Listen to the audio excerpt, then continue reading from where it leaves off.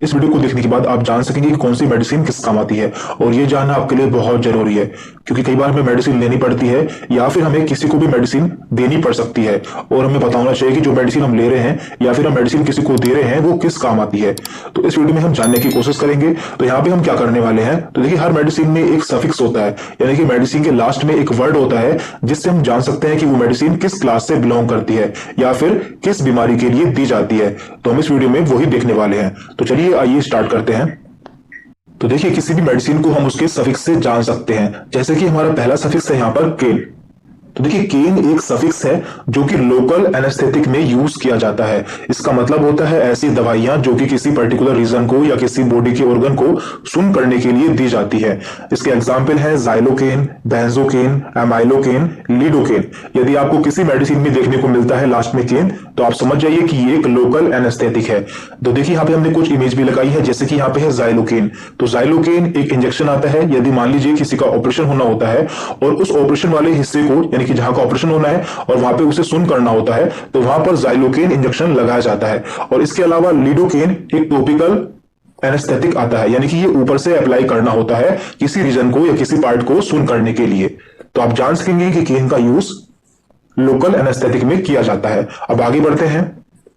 तो देखिए हमारा अगला सफिक्स है माइसिन। तो माइसिन का यूज किया जाता है एंटीबायोटिक में, यानी कि इन्फेक्शन के लिए। यदि किसी को इन्फेक्शन हो जाता है तो उस कंडीशन में एंटीबायोटिक दी जाती है। इसके एग्जाम्पल है azithromycin, erythromycin, neomycin and streptomycin. तो आप देख सकते हैं कि सबके लास्ट में यहां पर माइसिन वर्ड आया है। तो माइसिन वर्ड का यूज एंटीबायोटिक में किया जाता है, और यहां पे हमने कुछ इसकी इमेज भी लगाई है, जैसे कि स्ट्रेप्टोमाइसिन इंजेक्शन। तो ये इंजेक्शन बैक्टीरिया के इन्फेक्शन के रूप में लगाया जाता है, यानी कि किसी को यदि बैक्टीरिया का इन्फेक्शन हो जाता है तो उसे ये इंजेक्शन लगाया जाता है। और यहाँ पे नीचे है नियोमाइसिन। तो नियोमाइसिन ये ऑइंटमेंट है, यानी कि ये ऊपर से लगाई जाने वाली क्रीम है जो कि बैक्टीरिया को किल करती है। तो इस तरह से आप जान पाएंगे कि माइसिन का यूज एंटीबायोटिक के रूप में किया जाता है। अब आगे बढ़ते हैं। हमारा अगला सफिक्स है ओलोल। तो यहाँ पे ओलोल, तो ये होते हैं बीटा ब्लॉकर्स। तो ये इसका यूज किया जाता है हाइपरटेंशन में या फिर हार्ट अटैक में, यानी कि यदि किसी को हार्ट से संबंधित कोई बीमारी होती है तो उसमें बीटा ब्लॉकर्स का यूज किया जाता है। और इसके एग्जांपल्स हैं मेटाप्रोलोल, एटिनोलोल, एस्मोलोल, बिसोप्रोलोल। तो यहाँ पे हमने इसकी इमेज भी लगाई है, एटिनोलोल टैबलेट। तो आप देख सकते हैं जनरली इसका यूज हाई ब्लड प्रेशर के पेशेंट में किया जाता है, यानी कि ऐसे पेशेंट जिनका ब्लड प्रेशर हाई रहता है तो उन्हें ये मेडिसिन दी जाती है। तो इससे आपको याद रहेगा कि बीटा ब्लॉकर्स का यूज हाई ब्लड प्रेशर में या फिर हार्ट की किसी और प्रॉब्लम में किया जाता है। तो अगला सफिक्स है माइड एंड जाइड। तो इन दोनों का मतलब होता है डाययूरेटिक्स।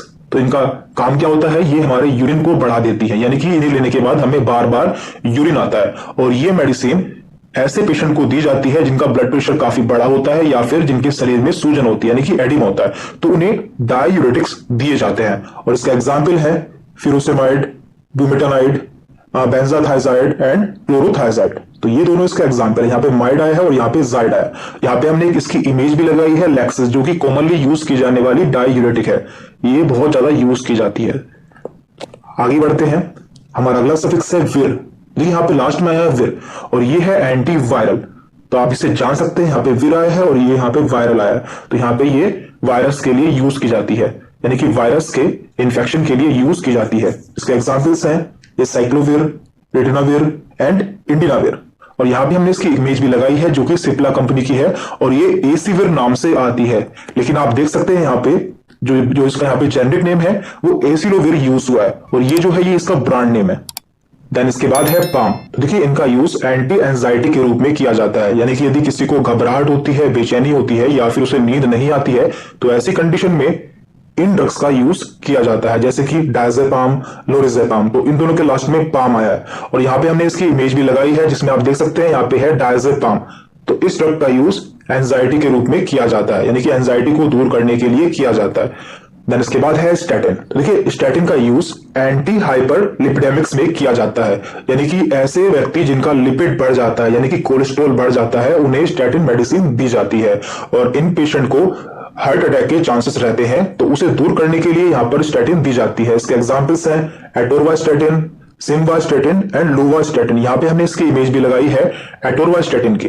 तो इस तरह से आपको याद रहेगा, यदि किसी ड्रग के लास्ट में स्टैटिन आता है तो वो लिपिड के लिए यूज की जाती है, यानी कि कोलेस्ट्रॉल को कम करने के लिए इस्तेमाल की जाती है।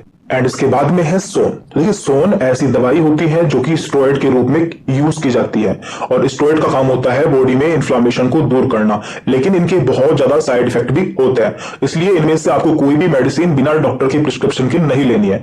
और इसके एग्जाम्पल्स हैं बेटामेथासोन, कोर्टिसोन, डेक्सामेथासोन। तो इन सभी मेडिसिन का यूज स्टेरॉइड के रूप में किया जाता है जो कि बॉडी में इन्फ्लामेशन को दूर करती है। और यहाँ पे हमने इसकी इमेज भी लगाई है, तो आप देख सकते हैं कि हर मेडिसिन के ऊपर 2 नाम लिखे होते हैं, जैसे कि यहाँ पे लिखा है डेक्सामेथासोन ऊपर लिखा है और नीचे लिखा है डेक्सोना। तो देखिए ये जो इसका डेक्सामेथासोन है ये इसका जेनरिक नेम है, जबकि जो डेक्सोना है ये इसका ब्रांड नेम है। तो ब्रांड नेम जो है वो कंपनी डिसाइड करती है, यानी कि कोई भी कंपनी किसी भी पर्टिकुलर जेनरिक नेम का या फिर सॉल्ट का ब्रांड नेम अलग रख सकती है, तो ये डिपेंड करता है, लेकिन आपको देखना होता है कि इसमें कौन सा जेनरिक है, यानी कि कौन सा इसके अंदर सॉल्ट है। तो इस तरह से आप मेडिसिन को पहचान सकते हैं। यहाँ पे हमने मैक्सिमम मेडिसिन कवर कर ली है, और जो मेडिसिन रह गई है वो हम अगली वीडियो में कवर कर लेंगे। और लास्ट में सबसे इंपॉर्टेंट बात देखिए, वीडियो केवल इसलिए बनाई गई है जिससे आप जान सके कि कौन सी मेडिसिन किस काम आती है, लेकिन आपको इनमें से कोई भी मेडिसिन बिना डॉक्टर के प्रिस्क्रिप्शन के नहीं लेनी है, यानी कि आपको ये मेडिसिन खुद से नहीं लेनी है जब तक आपको डॉक्टर सजेस्ट नहीं करते हैं। तो इस वीडियो में इतना ही था। यदि आपको कोई डाउट रहता है तो आप हमसे कमेंट करके पूछ सकते हैं। Thank you very much.